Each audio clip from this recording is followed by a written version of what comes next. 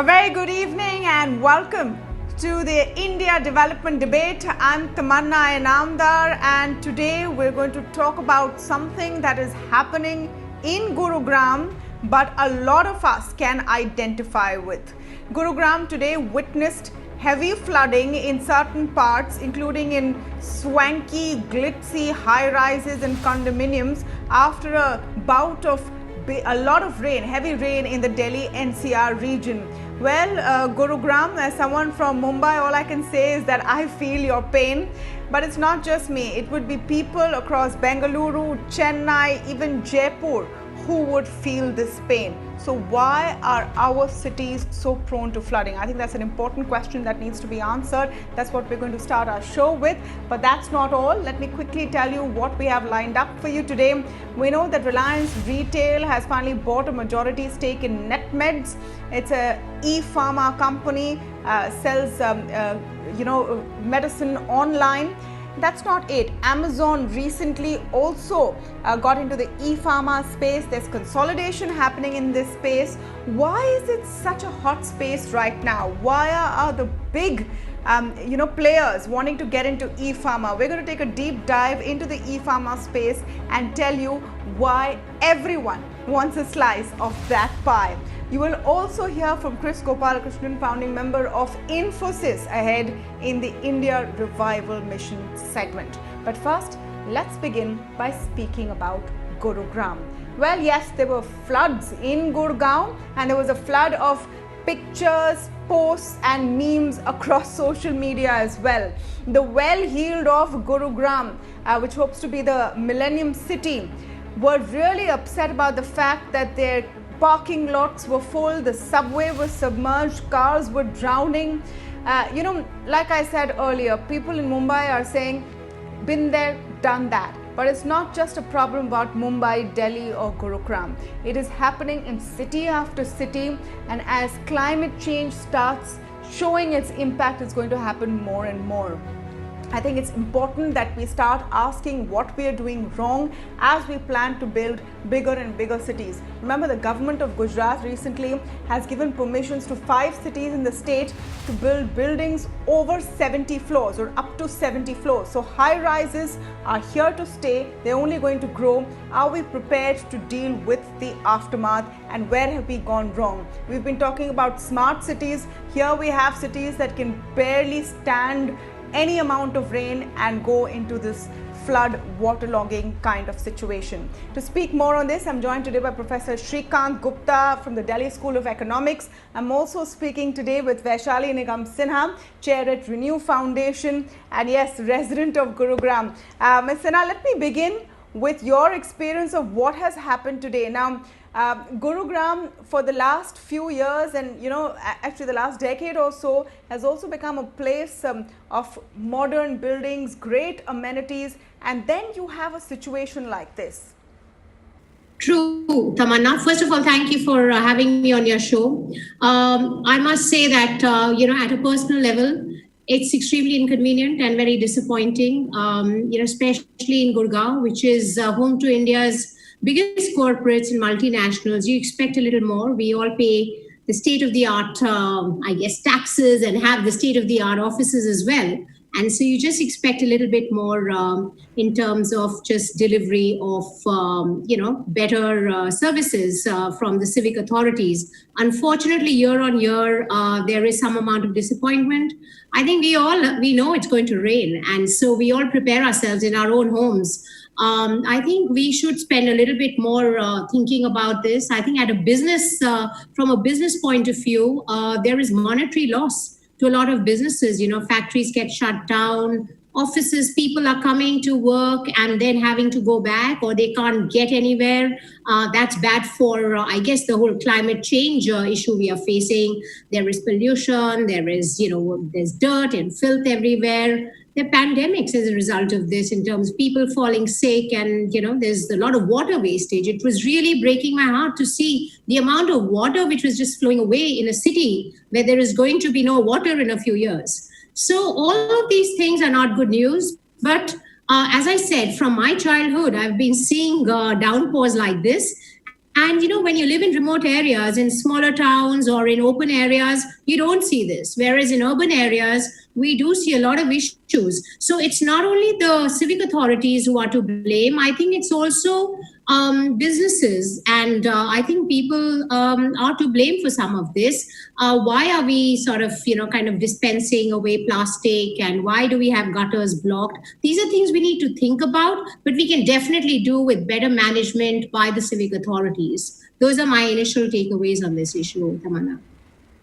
No, so I think it's important. I think it's important. Well said, Ms. Sinha. But I think it's important to break down what the actual reasons for such kind of waterlogging and flooding are, and whether it's merely because of people littering, etc., or is there something that has gone very, very wrong when we have planned our cities? Professor Gupta, if you can shed some light on this, because like I said earlier, rains are getting more sporadic, erratic and heavier. That's one side of it. But you also have rapid urbanization. Have we skipped the part where you actually plan how your city is going to withstand such kind of seasonal rain? Well, the short answer is yes. I think that today it's Gurgaon. I would like to refer to it by its former name. So the word Gaon there probably is more evocative right now than the Millennium City kind of a moniker it has. Well, today it's Gurgaon. Day before it was Hyderabad, where you saw floods. I think what we are really seeing, Tamanna, is a larger urban dysfunction. There's a dysfunctionality about our cities. The last Prime Minister, Dr. Manmohan Singh, had said cities are engines of growth. And there was an attempt to start a national urban renewal mission. I believe that our planners, our politicians haven't really focused on cities. What you're seeing today in Gurgaon, what you saw in Hyderabad yesterday, or what you see in your own city of Mumbai year after year, is just a systematic urban dysfunction. An inability to plan our cities, an inability to run our cities. And I think there is a bigger problem of just catchwords, smart cities. I mean, this government really, its ability to coin, phrases is far better than its ability to actually deliver. So we heard this word smart cities. Nobody quite understands what a smart city is.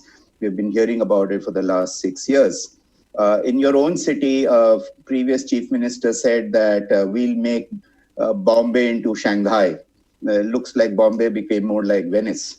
So the point is that there is a broad failure of urban governance. There is a broad urban dysfunction that has several dimensions, an administrative dimension and also financial dimension in terms of, what kinds of budgets we have.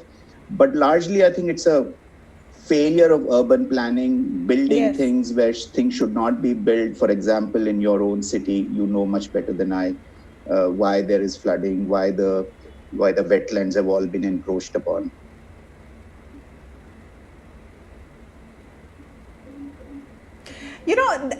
That's the point. I think part of it also is, and Ms. Sinha, you were making an important point earlier about what citizens should do. And today, fortunately or unfortunately, it has come down to citizens who can and have the ability to, putting this out on social media, memes, funny posts, WhatsApp forwards, and that's the end of it. Imagine all of those people who don't have the facility to do that, who don't live in the high rises or in posh colonies. They are also suffering equally. Do you think that citizen apathy is allowing administration to get away with it? I mean, you have top politicians also making tongue-in-cheek references to, Gurugram turning, or Gurgaon turning into Venice, and no need to go to Venice now. The fact is, there should be much more anger at the way our cities are just breaking down under rain. We're going to see much more climate change going ahead. Yeah, no, absolutely, Tamanna, and you're very right. And I must say that social media has its advantages and has many more disadvantages. I think things are getting amplified, and it's important that we use it as a positive tool for amplification. But when it goes beyond a point, it creates a scare. Actually, I live just parallel. Let me just tell you a couple of things. I guess what you can use your energy to channelize our energies to doing, I guess, a lot more. We can work and we can partner with the government for as corporates. You have some of the top-notch corporates in Gurugram, right? So we can work with the government. We can come up with some capacity building programs, because I think fundamentally planning failed us at some point. The maintenance in these cities is failing us. I don't think enough is being done. And so, we are happy as corporates, and I've spoken to a bunch of, senior management folks. We're happy to work on capacity building in the civic authorities, to come up with programs.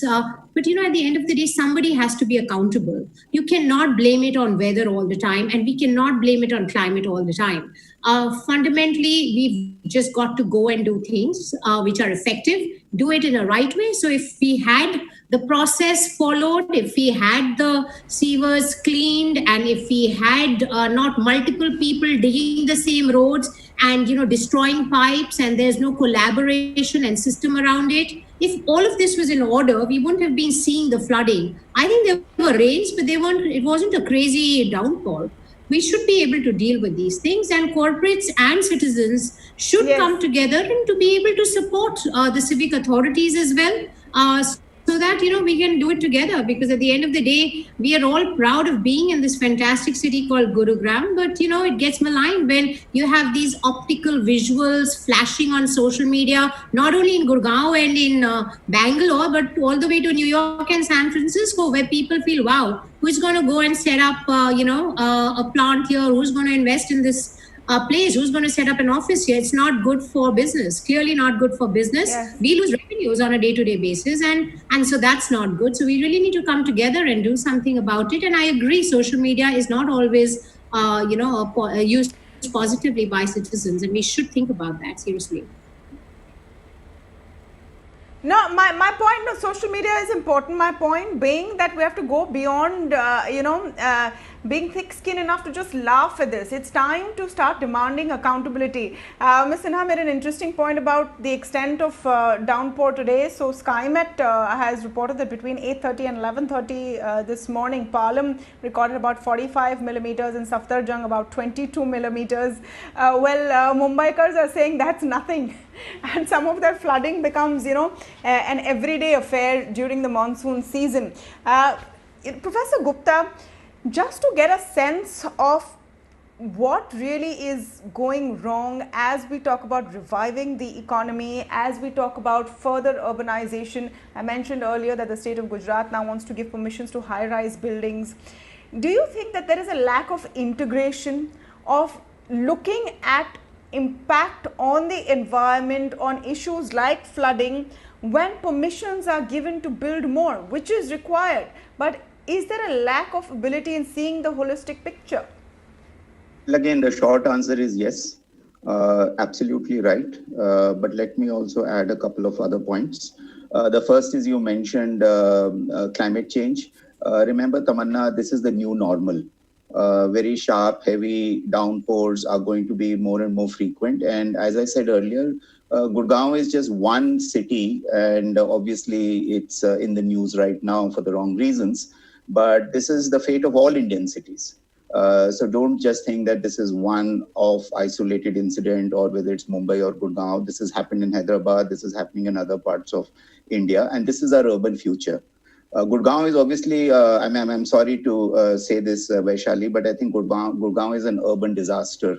Gurgaon is an example of how a city should not be planned, or how a city should not be built. It has no sidewalks. It has probably more Mercedes than ambulances in terms of their public health systems. So Gurgaon, in terms of its transport, is a nightmare. Gurgaon, in terms of its urban planning, is a nightmare. And Gurgaon is certainly not a place where, at least, I would be very happy to go and stay in. But then that's the fate of Indian cities. There is a sense of deja vu, Tamanna, because we've talked about this earlier on your show also. As I've already said, and I had a stint as an urban policy maker. I was as I was the director of the National Institute of Urban Affairs about 10 years ago. And there was an attempt to try and focus on urban infrastructure. But I think, Tamanna, two things. Number one, as you said, better planning and better adherence to those plans. If there is a no-build zone, then you don't build in it. If it's a Mumbai, you do not encroach the wetlands so that then you have chronic flooding. That's number one. Number two, not just sloganeering, Tamanna. Smart cities is just an empty slogan. We need work on the ground. And the last point I want to make, echoing what Vaishali said, is accountability. I would like to see the municipal commissioner of Gurgaon sacked. I mean, I think there has to be accountability. And unless there is accountability, we will just move on to the next news cycle and things are not going to change.